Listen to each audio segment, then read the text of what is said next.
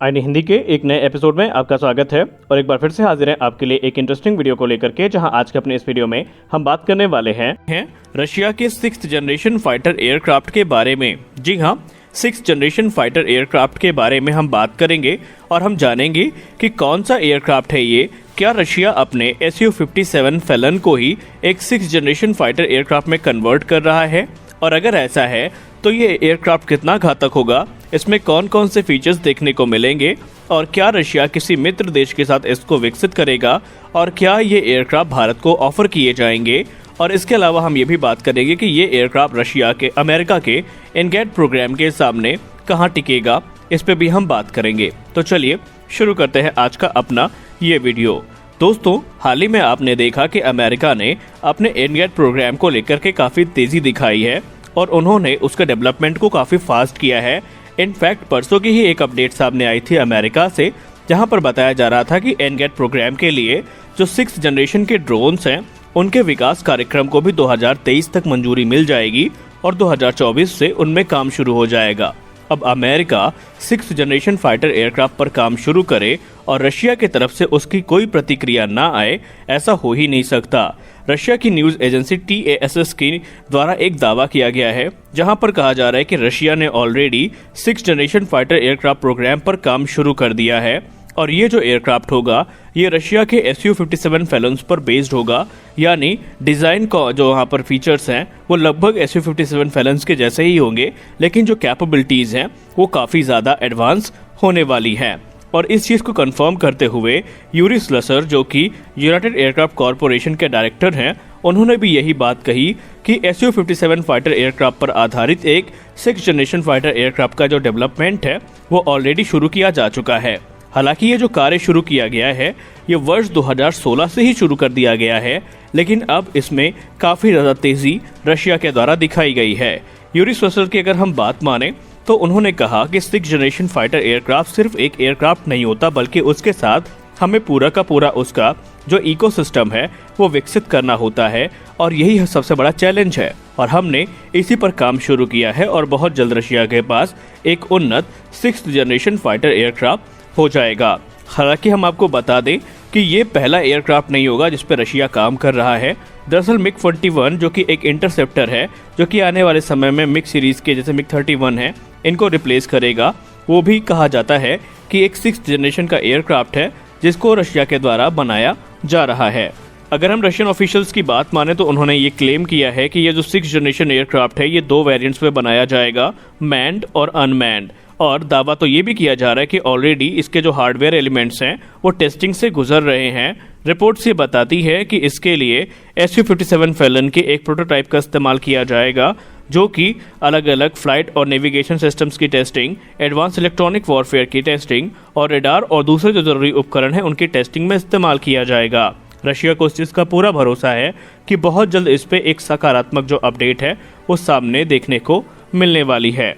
Russia का ये जो पूरा का पूरा प्रोजेक्ट है ये सीधे तौर पर अमेरिका के next generation air dominance fighter, जिसको हम एनगैड के नाम से जानते हैं, उसका जवाब है। और ये भी एनगैड की तरह तमाम सिस्टम्स का एक सिस्टम होगा जिसके अंतर्गत unmanned drones, manned jets, new generation की जो टेक्नोलॉजीज़ हैं वो काम करेंगी। और ये भी दूसरे 6th जनरेशन फाइटर एयरक्राफ्ट की तरह अलग अलग ऑपरेशंस को काफ़ी अच्छे से एग्जीक्यूट कर सकेगा। आपको हम भी बताना चाहेंगे कि रशिया का ये दावा है कि उनका ये 6th जनरेशन फाइटर एयरक्राफ्ट है ये अमेरिका के एनगैड की तुलना में काफ़ी ज़्यादा एडवांस होगा। बात करें हम एनगैड की तो इसके लिए ऑलरेडी अमेरिका ने काफ़ी ज़्यादा एडवांस लेवल पर काम शुरू किया है और बहुत जल्द ये माना जा रहा है कि अमेरिका इन एयरक्राफ्ट को ट्रायल से गुजारने भी वाला है। सबसे बड़ी बात तो ये है कि अमेरिका ने F-22 रैप्टर्स को जो टेक्नोलॉजीज़ हैं एनगैड की उसके ट्रायल के लिए उतार दिया है, और माना जा रहा है कि F-22 रैप्टर न सिर्फ एनगैड की टेक्नोलॉजीज़ का ट्रायल करेगा बल्कि उनको अडॉप्ट भी करेगा, जिसका मतलब ये है कि आने वाले समय में F-22 के अपग्रेड की संभावनाएं अब बढ़ रही हैं, क्योंकि हाल ही में ये माना गया था कि अमेरिका F-22 रैप्टर्स को रिटायर कर सकता है, लेकिन जो रिपोर्ट सामने आई है उस हिसाब से अगर देखा जाए तो हो सकता है F-22 रैप्टर्स को बहुत जल्द एक अपग्रेड मिल जाए और वो टेक्नोलॉजीज जो एनगैड के लिए विकसित करी गई हैं उनका इस्तेमाल F-22 रैप्टर्स में भी करते हुए अमेरिका दिखाई पड़े। एक तरफ जहां रशिया अपने 6th जनरेशन फाइटर एयरक्राफ्ट पर काम कर रहा है, तो वहीं दूसरी तरफ उनका जो 5th जनरेशन एयरक्राफ्ट है, जिसको हम Su-57 फैलन के नाम से जानते हैं, उसकी भी ताकत को बढ़ाने की जो कोशिश है वो लगातार की जा रही है। रिपोर्ट्स दावा करती हैं कि रशिया ने Su-57 के लिए एक नई stealth killer air to air missile को विकसित कर लिया है, जो कि स्टेल्थ टारगेट को डिस्ट्रॉय करने के काम में आएगी। इस नई मिसाइल को डिजाइन और डेवलप किया है विम्पल डिजाइन ब्यूरो ने, और माना जा रहा है कि ये R-77 मिसाइल पर ही आधारित है, लेकिन उससे कहीं ज्यादा पावरफुल होने वाली है। और आने वाले समय में यही जो मिसाइल्स हैं, ये Su-57 फाइटर एयरक्राफ्ट का प्राइमरी आर्मामेंट होंगे।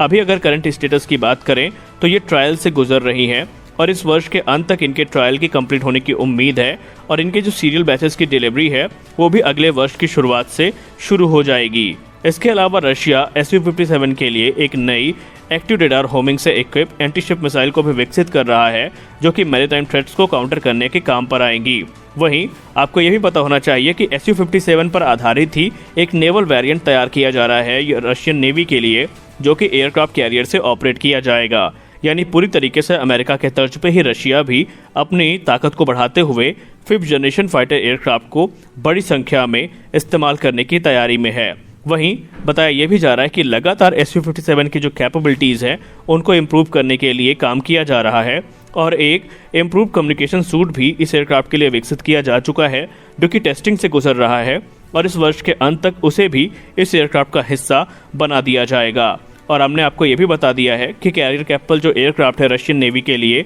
वो काफ़ी ज़्यादा घातक होगा Su-57 पर जो आधारित होगा, और माना जा रहा है कि ये रशिया की जो फ्लीट है एयरक्राफ्ट कैरियर की, उसे 2024 में ज्वाइन करेगा। यानी 2024 तक आपको Su-57 का जो नेवल वेरिएंट है वो भी देखने को मिल जाएगा, जो कि रशियन एयरक्राफ्ट कैरियर से ऑपरेट किया जाएगा। हालांकि रशिया यूक्रेन युद्ध के चलते इनके जो डेवलपमेंट प्रोग्राम है उसमें थोड़ा धीमा देखा गया है, धीमी गति देखी गई है, लेकिन उसको रशिया कवर करने की कोशिश कर रहा है। और अब ये माना जा रहा है कि वर्ष 2027 तक तकरीबन 76 के आसपास जो जेट्स हैं वो रशियन एयरफोर्स की सर्विस में आ जाएंगे, और आने वाले समय में इनकी संख्या लगातार बढ़ती रहेगी। वहीं बहुत जल्द इनके लिए रशिया एक नया इंजन विकसित कर रहा है, और उसके विकसित होने के बाद इनकी ताकत और भी ज़्यादा बढ़ जाएगी, क्योंकि इस समय रशिया का ये जो एयरक्राफ्ट है ये AL-41 F-11 FM-1 इंजन के साथ आता है, जो कि 5th जनरेशन फाइटर एयरक्राफ्ट के लिए उतना ज़्यादा अच्छा नहीं माना जाता,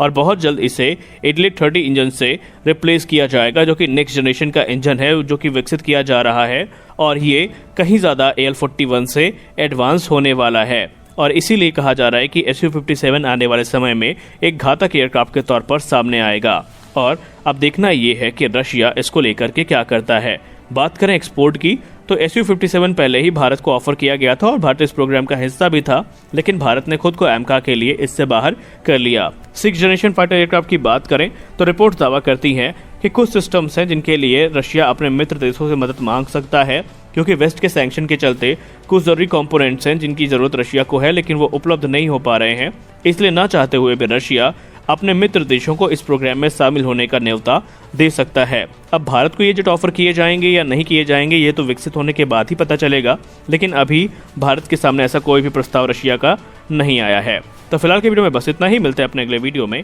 तब तक के लिए जय हिंद।